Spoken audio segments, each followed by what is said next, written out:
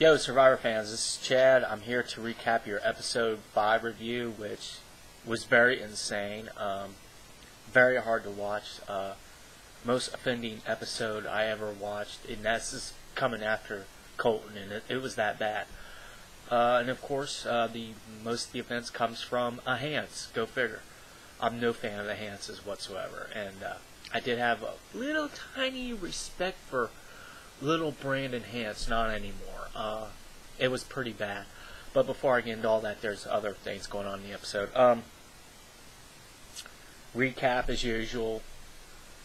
Not a full intro. Typical beginning BS from Survivor. They should just do a full intro. They go back to Goda. Sherry's all upset. They vote out Laura. She's saying it's like her daughter. Reynolds was talking about his idol. He's saying that it was flushed and something about his trimates were worthless, which I don't agree with him on. And then we go back to Beichel. Brandon's talking crazy. He's saying he's going to quit because of his family and his kids. And then he goes back and says, "I'm going to fight for my kids." And that's not even the beginning of it. He's a whack job, and I'll get into that. They go to the reward challenge. The one thing I noticed was, or my female friend noticed, that she was watching the episode with me. She said, instead of just holding on to it, why didn't they wrap it around their hands or even their knees? Because Jeff Probst said nothing about not allowing that. So she was like, why didn't they just wrap it around their hands or their knees? Now, that's a good point, unless it could easily break the hand, but your knee and your legs strong. So she brought up a good point, and I was thinking that too. So that's what I would have done instead of just trying to hold on to it.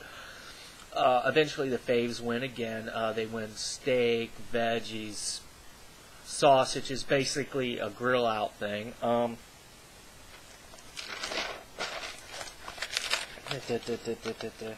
then we go back to the fans tribe.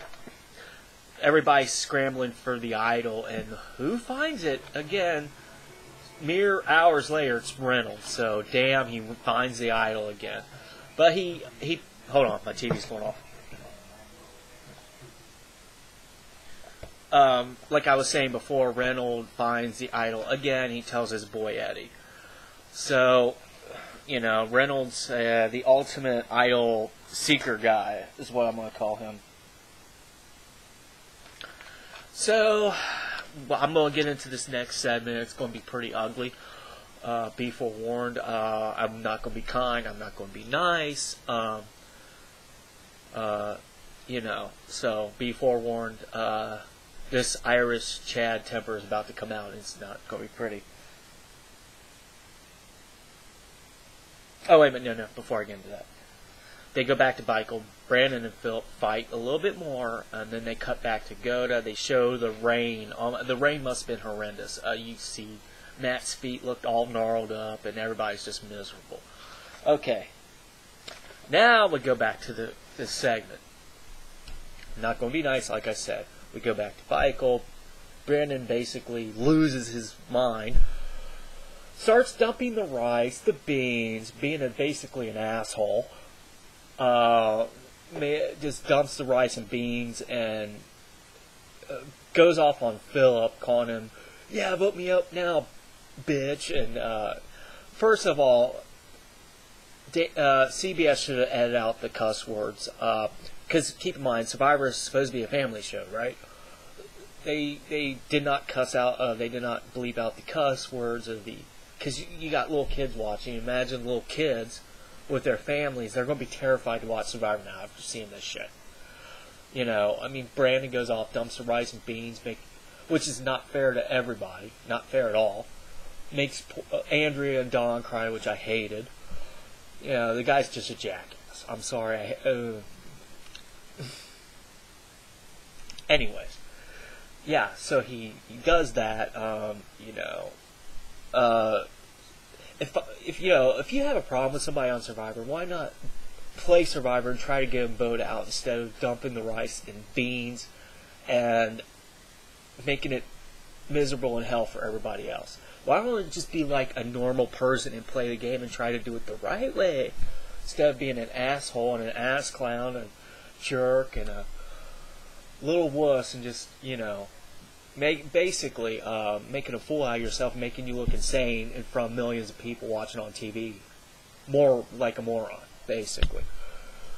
So, yeah, that happened. So basically after all that hoopla, they go into immunity challenge, if you can call it an immunity challenge. It turned into tribal council because the favorites, they basically forfeited the challenge and they voted Brandon off. But the few key things was the fans finally got immunity, even though it was an unorthodox way. And when did Jeff Probst become a masseuse or a psychiatrist? I don't know. But anyways, from what I hear, Brandon felt that psych exam, he should have been on the show in the first place. So whoever decided to, hey, let's put Brandon on, we think we know who. Bad call. But basically, Brandon got voted out. So he's gone, thank God. I mean, after all that bullshit I saw, I just, it was hard for me watching. I'm a hardcore fan, and I'm on many Facebook groups, and it pissed off a lot of Survivor fans, and even one lady said, it would have been hard for my kids to watch. So, before recasting or casting lunatics, you gotta think of the long term instead of just putting on these lunatics and exploiting their mental illness or whatever disease they have for ratings. You gotta think of the long term. So, and as a fan, I was pissed because I'm like, why would they put lunatics like this on the show when you got millions of hardworking people that love the show and try time and time again to be on the show when you basically put these lunatics on? But, enough ranting about that. Positive note, I am doing something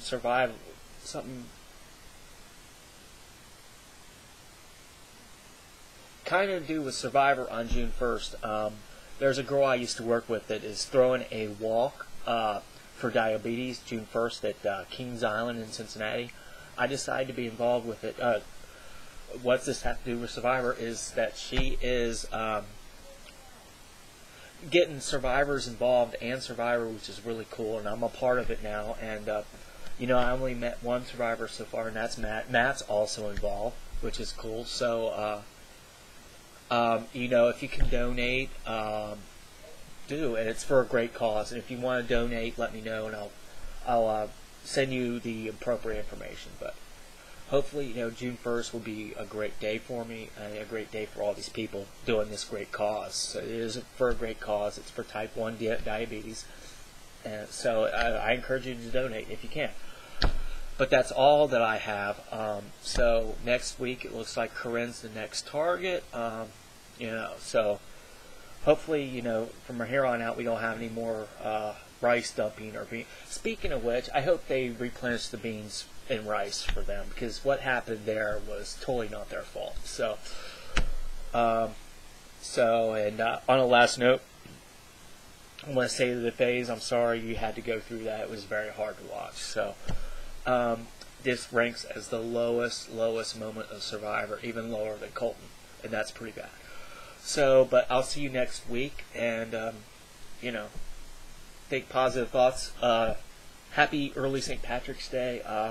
Lucky the Irish, I'll be drinking a few pints of Green Beer, so happy St. Pat's to all those people out there watching this, and to all my friends and whatnot. But peace, love, chicken grease. Love you guys. Bye.